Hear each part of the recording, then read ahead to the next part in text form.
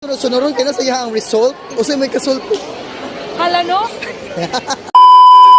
Excited na kaayo min tanan para sa ato ang announcement of winners for day 2 sa ato ang Division Schools Press Conference 2024.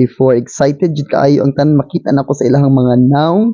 And of course, ako mismo excited ko para sa ato ang contestants for today.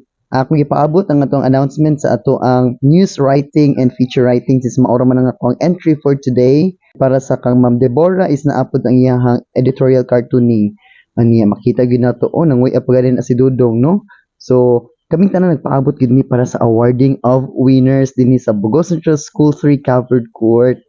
No nya nag-gather gid ming tanan kay di na gid mi kapugong para sa among excitement.